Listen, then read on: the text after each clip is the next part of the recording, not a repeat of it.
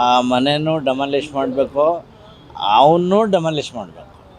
ಯಾಕೆ ಆ ದರ್ಶನ್ ತಂದೆ ತಾಯಿ ಲೆಕ್ಕಕ್ಕಿಲ್ಲ, ಅವನಿಗೆ ಅಣ್ಣ ತಮ್ಮಂದಿರು ಲೆಕ್ಕಕ್ಕಿಲ್ಲ, ಬಂಧು ಬಳಗ ಯಾರೂ ಲೆಕ್ಕಕ್ಕಿಲ್ಲ. ಎಲ್ಲರನ್ನು ಬಿಟ್ಟು ಒಂದು ಯಾವುದೋ ಥರ್ಡ್ ಗ್ರೇಡ್ ಗ್ಯಾಂಗ್ ಕಟ್ಕೊಂಡು ದುರಾಂಕದಲ್ಲಿ ಮೆರಿತಾ ಇದ್ದಾನೆ. ಅವನಿಗೆ ಮೈ ಬೆಳೆಸ್ಕೊಂಡಿದ್ದಾನೆ ವಿನಃ ಬುದ್ಧಿ ಬೆಳೆಸ್ಕೊಂಡಿಲ್ಲ ತಲೆಯಲ್ಲಿ. ಯಾವಾಗ ಬೆಳೆದ್ಬಿಟ್ನೋ ದುರಾಂಕಾರ ಬಂತು.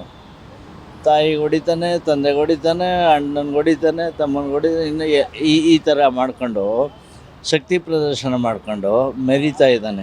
ಅವನು ಈಗಿನ ಪರಿಸ್ಥಿತಿಗೆ ಅವನ ದುರಂಕಾರನೇ ಕಾರಣ. ಸರ್, ದರ್ಶನ್ ಆರೋಪಿ ಅಂತ ಆದ್ಮೇಲೆ ಅವ್ರ ಹಳೆ ಕೇಸ್ಗಳೆಲ್ಲ ಈಚೆ ಬರ್ತಾ ಇದೆ. ಅಂದ್ರೆ ಮನೆ ಇರ್ಬೋದು, ಮನೆ ನೆಲಸಮ ಮಾಡಬೇಕು ಅಂತ ಹೇಳಿದ್ದಾರೆ. ಇವಾಗ ಪಕ್ಷಿದಿರ್ಬೋದು, ಅವ್ರ ಮ್ಯಾನೇಜರ್ 6 ವರ್ಷ ಕಳೆದೋಗಿರೋದು ಎಲ್ಲ ಕೇಸು ಓಪನ್ ಆಗ್ತದೆ. ಇದನ್ನೆಲ್ಲ ನೋಡಿದ್ರೆ ಏನು ಅನ್ಸುತ್ತೆ ನಿಮಗೆ?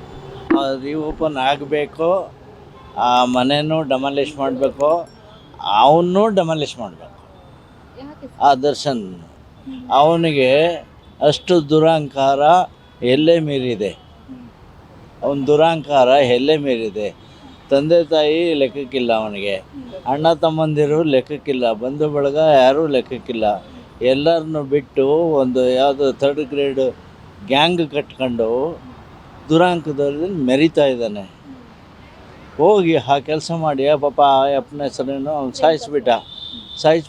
ಅವ್ನ ಹೆಂಡತಿ ಮಕ್ಕಳಿಗೆ ಯಾರು ಇವನು ಊಟ ಹಾಕ್ತಾನ? ಅವ್ರ ಗತಿ ಏನಾಗಬೇಕು? ಈ ಥರ ಎಲ್ಲ ಇದೆ. ಅವನಿಗೆ ದುರಾಂಕಾರ ಎಲ್ಲೇ ಮೀರಿ ಅವನಿಗೆ ಹತ್ತತ್ರ ಬಂದಿದೆ ಎಲ್ಲ ಗ್ರಾಚಾರ ಸುತ್ತಕೊಳ್ಳುತ್ತೆ. ಒಂದೇ ಸಲ ಸುತ್ತಕೊಂಡಿದೆ. ಈಗ ಅಲ್ಲಿಂದ ಅವನು ಬಿಡಿಸ್ಕೊಳ್ಳೋದು ಕಷ್ಟ ಇದೆ. ಅಕಸ್ಮಾತ್ ಯಾರಾದರೂ ಸರ್ಕಾರನ ಇನ್ನೊಬ್ಬರು ಯಾರೋ ಬಿಡಿಸಿದ್ರು ಅವನು ಅದು ಕಲ್ತದ್ದು ಕಲ್ಕೈತಿ ಅಂದರೆ ಊರು ಬಿಟ್ಟರು ಬಿಡಲ್ಲ ಅಂತ ಅವನ ಗಾದೆ ಇದೆ. ಅದು ತಿರ್ಗಾ ಅದೇ ಲೈನಿಗೆ ಬರ್ತಾನವ. ಅವನಿಗೆ ಬುದ್ಧಿ ಬರಲ್ಲ. ಯಾಕೆಂದರೆ ಅವನಿಗೆ ಮೈ ಬೆಳೆಸ್ಕೊಂಡಿದ್ದಾನೆ ವಿನಃ ಬುದ್ಧಿ ಬೆಳೆಸ್ಕೊಂಡಿಲ್ಲ ತಲೆಯಲ್ಲಿ. ಅವನು ಲೈಟ್ ಬಾಯ್ ಆಗಿದ್ದು ಅಲ್ಲಿಂದ ಹೀರೋ ತನಕ ಬೆಳೆದು ಬಂದಿದ್ದಾನೆ. ಅದನ್ನು ನೆನೆಸ್ಕೊಂಡು ಜನಕ್ಕೆ ಒಳ್ಳೇದು ಮಾಡ್ಕೊಂಡು ಬದುಕಬೇಕಾಗಿತ್ತು ಅವನು.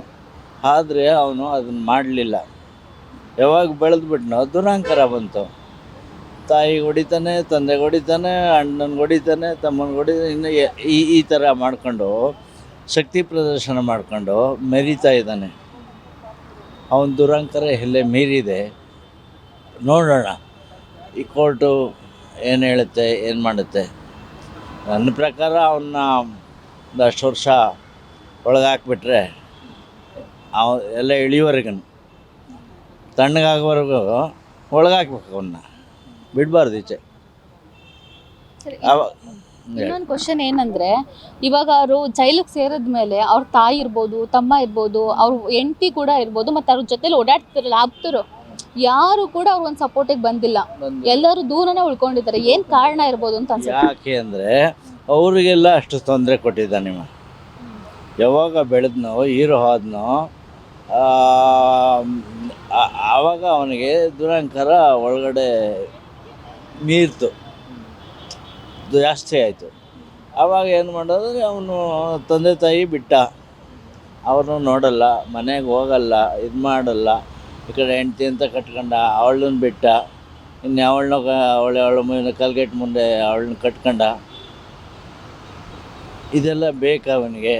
ಇವನು ಸಮಾಜಕ್ಕೆ ಒಂದು ದಾರಿದೀಪ ತೋರಿಸುವಂಥ ಒಂದು ಫಿಲಮ್ ಹೀರೋ. ಒಂದು ಫಿಲಮ್ ತೆಗೆದ್ರೆ ಅದರೊಳಗೆ ಒಂದು ಸಮಾಜಕ್ಕೆ ಒಂದು ದಾರಿ ಇರುತ್ತೆ, ಒಂದು ಬದುಕಿರುತ್ತೆ. ಅಲ್ಲಿ ಅದನ್ನು ತೋರಿಸುವಂಥವನು ಅಲ್ಲಿ ಅದನ್ನು ತೋರಿಸ್ಬಿಟ್ಟು ಇಲ್ಲಿ ಬಂದು ರೌಡಿಸಮ್ ಮಾಡಿ ಅವ್ರು ನೋಡಿ, ಇವ್ರು ನೋಡಿ, ಇವ್ರು ಸಾಯಿಸೋ, ಅವ್ರು ಸಾಯಿಸೋ ಅಂದರೆ ಇದರಲ್ಲಿ ಅರ್ಥ ಇದೆಯಾ? ಮತ್ತು ಅವನು ಈಚಿದ್ದೇನು ಪ್ರಯೋಜನ? ಈಗ ತಂದೆ ನೋಡಲ್ಲ, ತಾಯಿ ನೋಡಲ್ಲ, ಯಾರನ್ನೂ ನೋಡಲ್ಲ, ಮನೆಗೆ ಹೋಗಲ್ಲ, ಹೆಂಡ್ತಿ ನೋಡಲ್ಲ. ಇವನು ಯಾಕೆ ಸಮಾಜದಲ್ಲಿ ಬದುಕಿ ಏನು ಪ್ರಯೋಜನ? ಅದರಿಂದ ಅವನು ಒಳಗಿದ್ರೆ ಒಳ್ಳೆಯದು ಅಂತ ನನ್ನ ಅಭಿಪ್ರಾಯ. ಸರ್ ನೀವಿವಾಗ ಆಗ್ತಿರೋ ಬೆಳವಣಿಗೆಗಳನ್ನ ನೋಡ್ತಾ ಇರ್ತೀರಲ್ವಾ ದರ್ಶನ್ ವಿಚಾರದಲ್ಲಿ, ಅವರ ಇವತ್ತಿನ ಪರಿಸ್ಥಿತಿಗೆ ಯಾರು ಕಾರಣ ಅಥವಾ ಏನು ಕಾರಣ ಆಯಿತು ಅಂತ ಅನ್ಸುತ್ತೆ ನಿಮಗೆ? ಅವನು ಈಗಿನ ಪರಿಸ್ಥಿತಿಗೆ ಅವನ ದುರಹಂಕಾರನೇ ಕಾರಣ. ಅವನಿಗೆ ಬೆಳೆದು ಬಂದಿದೆಯಲ್ಲ ದುರಹಂಕಾರ, ಆ ದುರಹಂಕಾರನೇ ಕಾರಣ. ಅವ್ರ ಅಪ್ಪ ಹಂಗಿಲ್ಲ, ಅಮ್ಮ ಹಂಗಿಲ್ಲ, ಇದಿಲ್ಲ. ಅವರಲ್ಲಿ ಅವ್ರ ಅಣ್ಣನೂ ಇದ್ದಾನೆ, ಅವನು ಡೈರೆಕ್ಟ್ರೇ ಇರಬೇಕು. ಇಷ್ಟೇ ತಮ್ಮ. ಅವ್ರಿಗೆ ಯಾರಿಗೂ ಈ ಬುದ್ಧಿ ಇಲ್ಲ. ಇವನಿಗೆ ಯಾಕೆ ಬಂತು ಈ ಬುದ್ಧಿ ಗೊತ್ತಿಲ್ಲ. ತೂಗುದೀಪ ಶ್ರೀನಿವಾಸ ಪಾಪ ಅದೇ ಫಿಲಮ್ ಲ್ಯಾಂಡಲ್ಲಿದ್ದು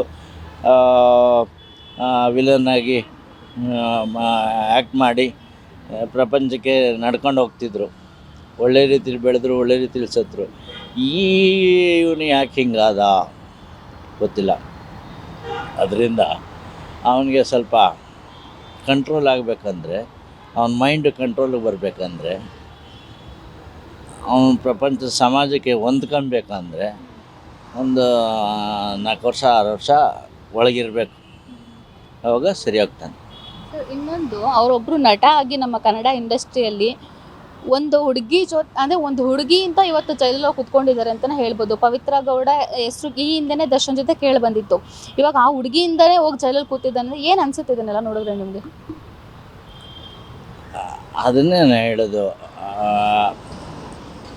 ಮನೆಯಲ್ಲಿ ಒಬ್ಬನ ಹೆಂಡತಿ ಇದ್ದುಕೊಂಡು ಇನ್ನೊಂದು ಹುಡುಗಿನ ಜೊತೆಯಲ್ಲಿ ಇವನು ಬಾಳ್ತಾನೆ ಅಂದರೆ ಅದು